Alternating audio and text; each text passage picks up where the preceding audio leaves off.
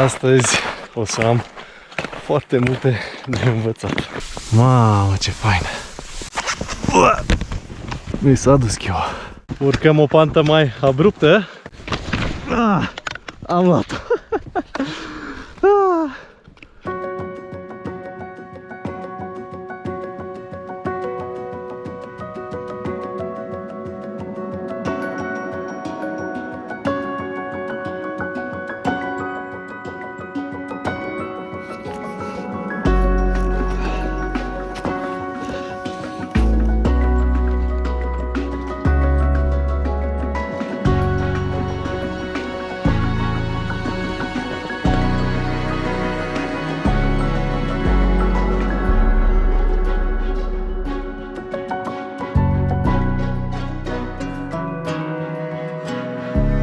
Salutare, oameni dragi! Astăzi a venit vremea să scot noi clăpari din cutie și uite că ultima ninsoare a fost chemarea pentru mine. Cu acest video sper să vă încurajez să faceți sporturi noi, chestii noi. Le mulțumesc celor doi colegi cu care sunt astăzi, care au avut răbdare cu mine. A trebuit să reglăm schiurile.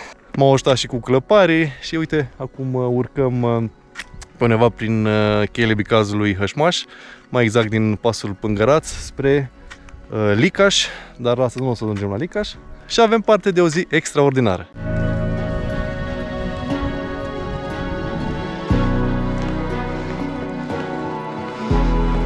Inițial am simțit așa un mic disconfort să vin la schi de tură. Nu pentru că mi-ar fi frică să merg pe schiuri, ci pentru faptul că nu vreau să deranjez persoanele cu care merg. Dar s-au dovedit persoane super faine, răbdătoare. Le-am spus din start că nu am mai cochetat cu schiurile de tură, doar puțin pe pârtie. Și pe pârtie am fost anul trecut, anul acesta nu am reușit să ajung. Dar au o răbdare. Noroc că am avut șurubelnițe la noi. Să reglăm schiurile. Și uite că mergem pe deal.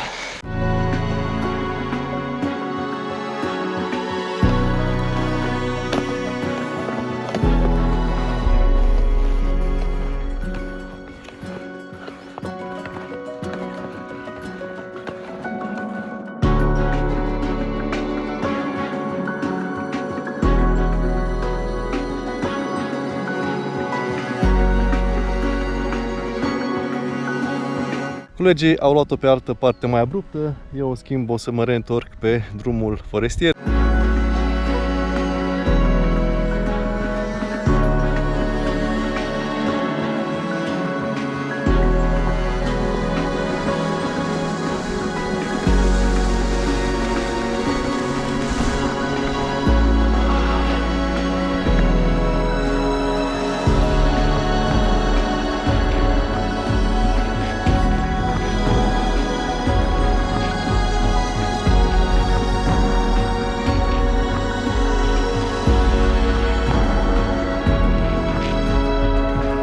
Pe aici sunt urmele lui Martinică.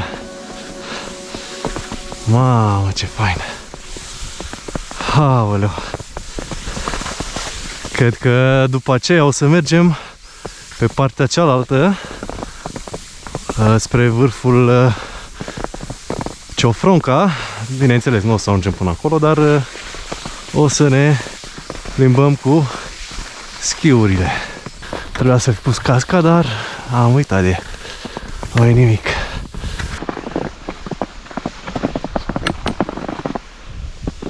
Ce zi superbă! Ce fain! Ce fain! Nu este niciodată târziu să înveți ceva nou. Doar să vrei.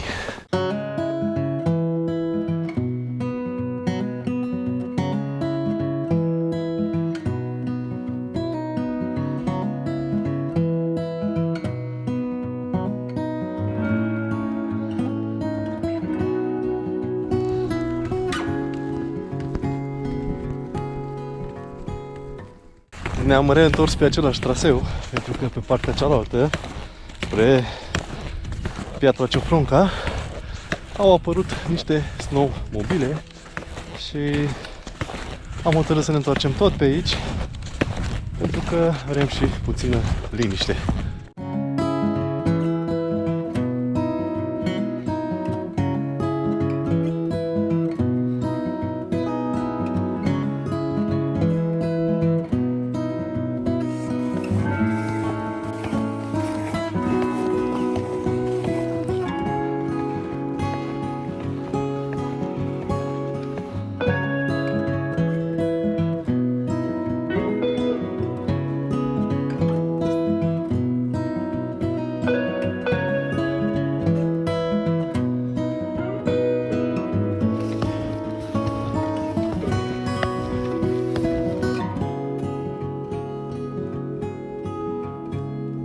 Urcăm o pantă mai abruptă, trecem la nivelul următor, să-i spunem așa.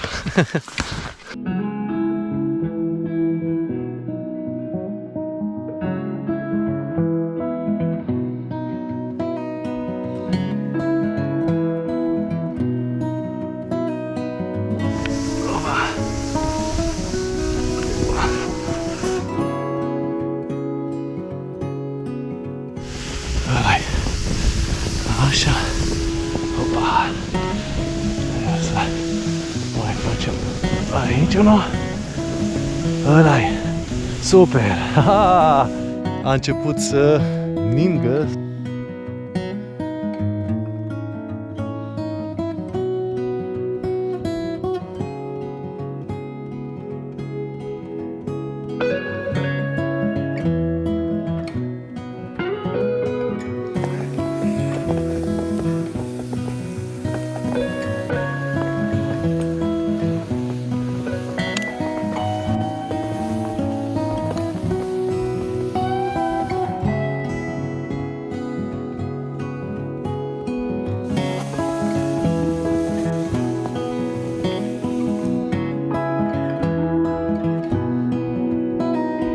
Mă îndrept spre mașină și eu v-am salutat.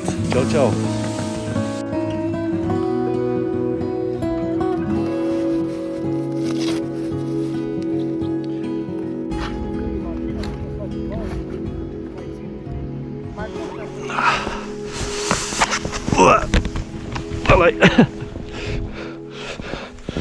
Mi s-a dus chiua.